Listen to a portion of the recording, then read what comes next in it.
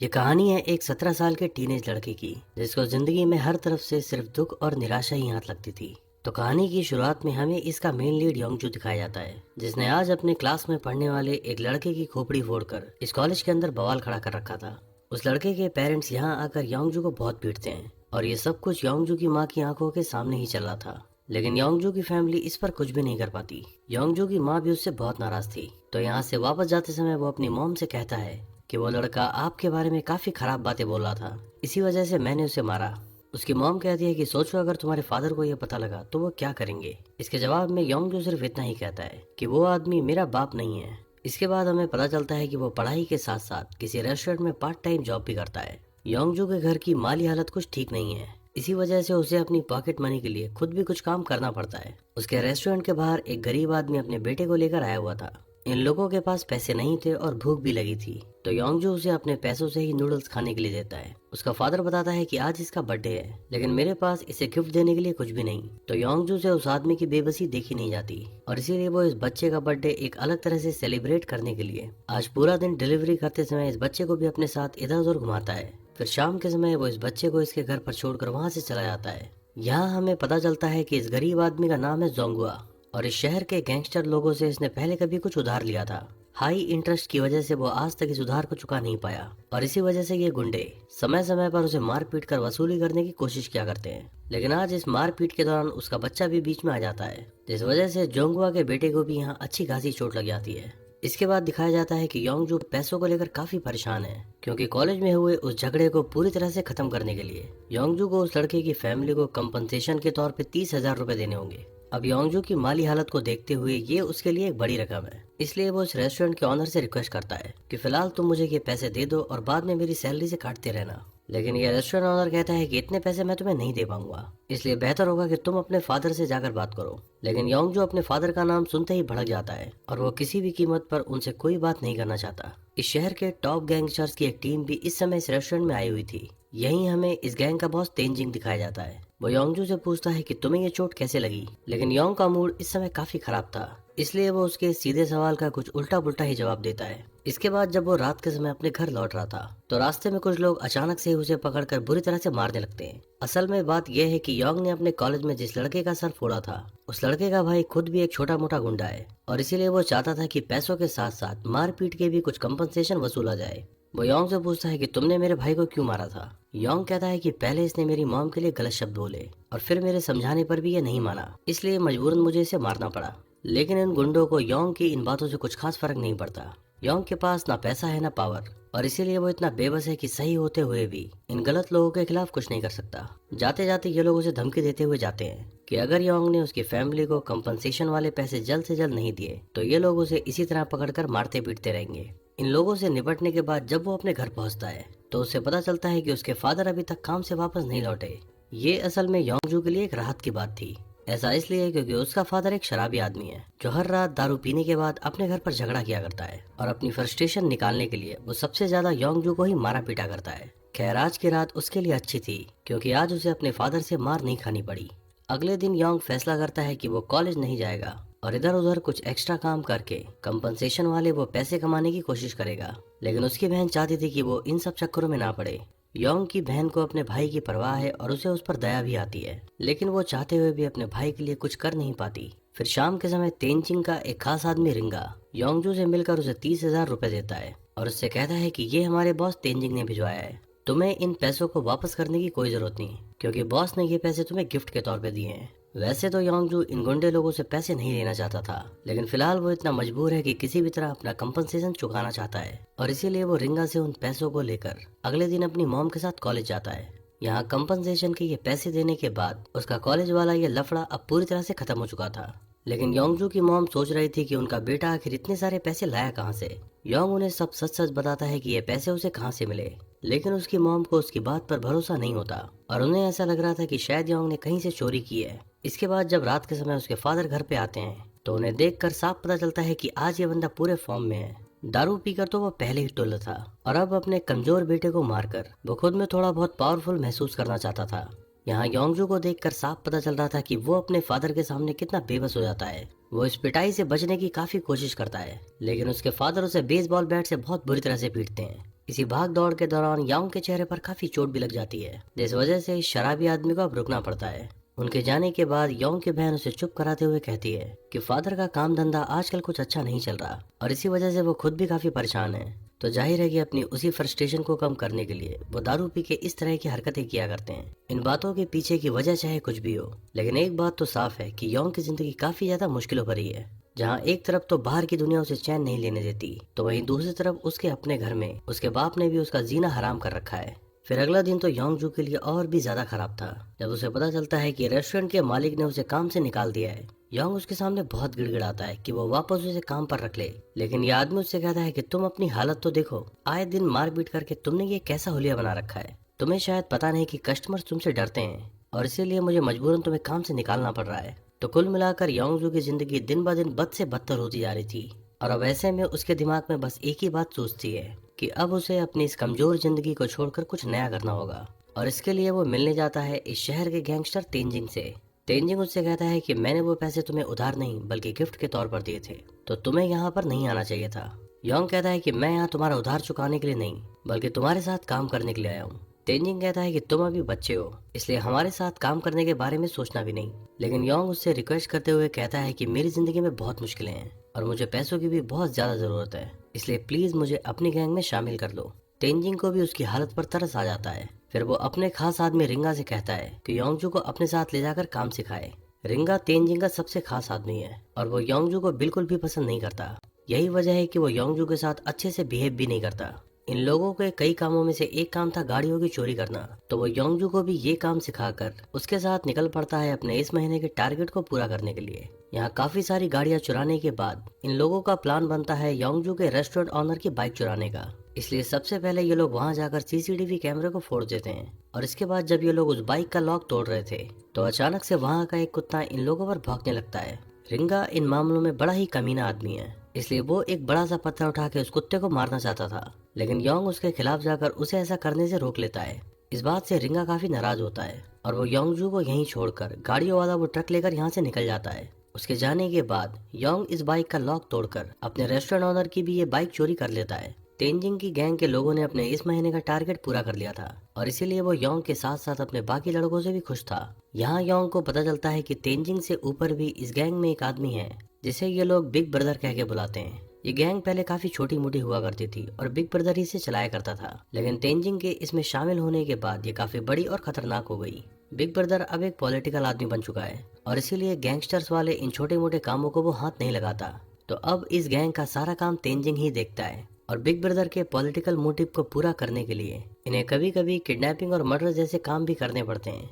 इसके बाद जब रात के समय योंगजू अपने घर आता है तो हर रोज की तरह आज भी उसके फादर का 100 ग्राम अंदर बेवड़ा सिकंदर वाला ड्रामा चालू था। लेकिन इससे पहले कि वो अपने बेसबॉल से योंगजू के ऊपर बैटिंग कर पाता, वो सही समय देखकर यहाँ से निकल लेता है। फिलहाल उसे समझ नहीं आ रहा था कि वो कहाँ जाए, इसलिए वो सीधा तेंजिंग के ही अड्डे पर पहुंच जाता है। तेंजिंग को भी पता है कि योंग का बाप एक शराबी आदमी है जो अक्सर दारू पी के अपने बेटे को मारा पीटा करता है, इसलिए वो कुछ घंटों के लिए उसे यहाँ रोक लेता है। योंग बहुत भूखा था तो तेंजिंग उसके खाने के लिए कुछ मंगवाता है और फिर वो उससे पूछता है कि तुम्हारी ये हालत कैसी हुई। योंग उसे बताता है कि उसके घर में जो आदमी है वो असल में उसका सौतेला बाप है। उसके फादर के मरने के बाद उसकी मॉम ने दूसरी शादी कर ली, सिर्फ इसलिए ताकि उसके बच्चों के सर पर बाप का साया आ सके।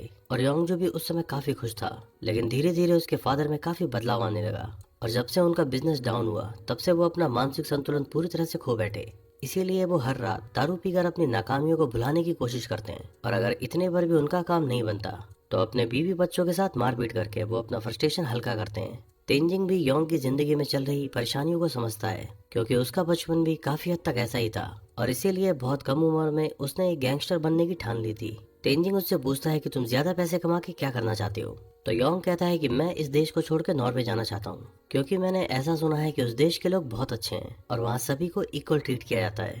तेंजिंग कहता है कि ये सब सिर्फ हवाई बातें हैं, सच तो यह है कि कमजोर आदमी के लिए कोई देश नहीं होता, इसलिए अगर तुम्हें अपनी जिंदगी सुकून से जीना है तो सबसे पहले अपने आप को थोड़ा ताकतवर बनाना होगा। अगले सीन में दिखाया जाता है कि तेंजिंग गैंग का बॉस इन लोगों से मिलने आया है। वो तेंजिंग से कहता है कि एक बहुत बड़ी प्रॉब्लम खड़ी हो गई है।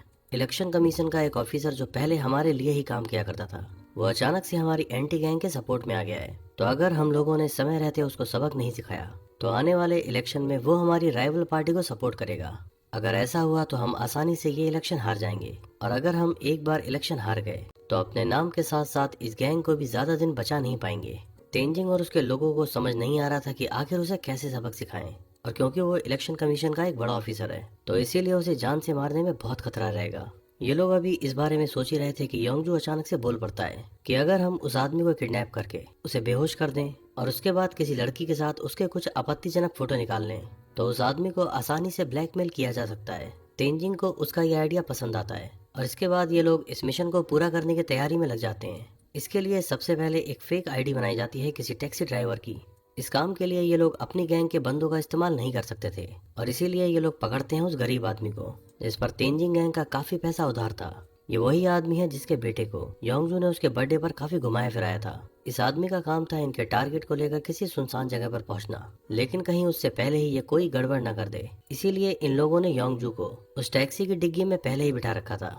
इनके टारगेट को पिक करने के बाद वो सुनसान रास्ते की तरफ जाने लगता है, लेकिन इस टैक्सी ड्राइवर को पता नहीं था कि तेंजिंग ने किस तरह की फील्डिंग लगा रखी है, और इसीलिए वो रास्ते में इस गवर्नमेंट ऑफिसर को तेंजिंग और उसके गुंडों के बारे में बताने लगता है कि किस तरह एक छोटा सा कर्जा लेने के चक्कर में वो इन लोगों के चंगुल में फंस गया और फिर मारपीट के दौरान बीच बचाव करते हुए उसके बेटे को गंभीर चोट लग गई, जिस वजह से वो फिलहाल किसी हॉस्पिटल में अपनी जिंदगी और मौत की लड़ाई लड़ रहा है। योंगजू समझ जाता है कि यह टैक्सी ड्राइवर बहुत बड़ी मुसीबत में फंसने वाला है, क्योंकि तेंजिंग भी रिंगा के साथ इनके पीछे ही एक कार में था।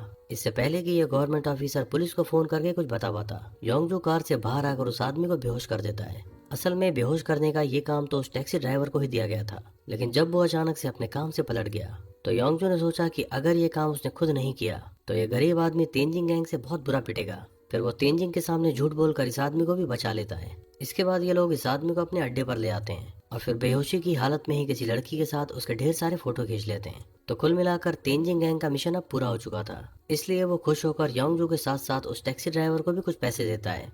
लेकिन ये आदमी इन लोगों से बहुत नफरत करने लगा है, इसलिए वो इनके दिए पैसों को इन लोगों के सामने ही फाड़कर इनको ये बताने की कोशिश करता है कि तुम लोग कितने घटिया हो और इनके द्वारा कमाया जाने वाला हर पैसा पाप की कमाई है। अभी भी योंगजू के कॉलेज के कुछ लड़के उसे परेशान कर रहे थे, तो एक दिन तेंजिंग रिंगा को उसके साथ भेजता है। तेंजिंग यहाँ पहुंचते ही इन लड़कों को बुरी तरह से पीटने लगता है। इन लोगों की ये पिटाई देखकर योंग भी डर जाता है, क्योंकि भले ही कहने को तो योंग भी एक गैंगस्टर बन चुका था, लेकिन इंसान तो क्या किसी जानवर को भी मारना पीटना और खून निकालना उसे बिल्कुल पसंद नहीं। फिर कुछ दिनों बाद वो टैक्सी ड्राइवर फिर से तेंजिंग के अड्डे पर आता है। इस आदमी की माली हालत बहुत ज्यादा खराब है और इसी वजह से वो इस महीने का इंटरेस्ट नहीं दे पाया था, तो तेंजिंग के लोगों ने उसकी बाइक उठा ली थी। वो कहता है कि तुम लोगों की वजह से मेरा बेटा हॉस्पिटल में है, तो मुझ पर दया करने के बजाय तुम लोग मुझ पर और भी ज्यादा ज्यादती कर रहे हो। उसके काफी रिक्वेस्ट करने पर भी तेंजिंग उसकी बात नहीं मानता, तो वो गुस्से में इन लोगों के सामने ही खुद को चोट पहुंचाने लगता है। फिर किसी तरह योंगजू उस आदमी को संभालता है और उसे यहाँ से जाने को कहता है। इसके बाद वो उस आदमी की बाइक, जिसे तेंजिंग के लोगों ने ब्याज के तौर पर उठाई थी, इन लोगों से चुराकर उस गरीब आदमी को वापस कर देता है। इसके बाद जब वो अपने घर पहुंचता है तो हर रोज की तरह आज रात भी उसके फादर का वो मैटनी शो चालू था। लेकिन इससे पहले कि ये बात मारपीट तक पहुंच पाती, तभी अचानक से तेंजिंग अपने लोगों के साथ वहां आ जाता है। वो योंग से कहता है कि तुमने हम लोगों के खिलाफ जाकर गलती की है और इसीलिए इसकी सजा तुम्हें जरूर मिलेगी। वो योंग को सजा देने के लिए उसका एक नाखून उखाड़ देता है। फिर योंग उससे कहता है कि क्या तुम्हारे अंदर का इंसान मर चुका है? तुम लोगों की वजह से ही आज उस आदमी का बेटा हॉस्पिटल में है और आज तक तुम में से किसी को भी इस बात पर जरा भी शर्म नहीं आई। यहाँ तेंजिंग को भी रियलाइज होता है कि उन लोगों से गलती तो हुई है और इसीलिए वो खुद को सजा देने के लिए योंग के सामने अपना भी एक नाखून उखाड़ देता है। इसके कुछ दिनों बाद तेंजिंग उसे अपने एक खास काम से भेजता है। इन लोगों का एक पुराना आदमी है जो काफी सारे पैसे लेकर बैठा है, लेकिन अभी तक उसने इन लोगों के मुताबिक काम नहीं किया, तो योंग का काम था उस आदमी को मारकर उससे सारे पैसे वापस लाना। योंग वहां पहुंचकर उसे काफी डराता धमकाता है और फिर आसानी से यह आदमी योंग को पैसे दे देता है, लेकिन अभी भी योंग किसी की जान नहीं लेना चाहता, इसीलिए वो उसे बिना जान से मारे सिर्फ घायल करके वहां से जाने लगता है। इधर वापस आते वक्त अचानक से ही उसके बाइक में कुछ खराबी आती है, जिस वजह से योंग का बहुत बुरा एक्सीडेंट होता है। किसी तरह से इस एक्सीडेंट में उसकी जान तो बच जाती है, लेकिन जब वो वापस होश में आता है तो देखता है कि उसके ज्यादातर पैसे तो नदी में गिरकर बह चुके थे।